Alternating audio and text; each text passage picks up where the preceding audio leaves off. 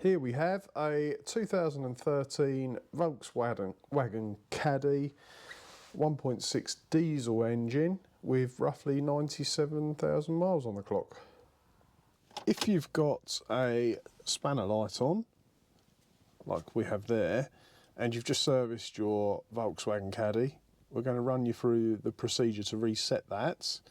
All you're going to need is the ignition switch, the trip reset button down here, and the menu button over here. Right, with the ignition off, I've got the side lights on just to illuminate the dashboard. Don't really need that, but with the ignition off, press and hold the trip reset, turn the ignition on,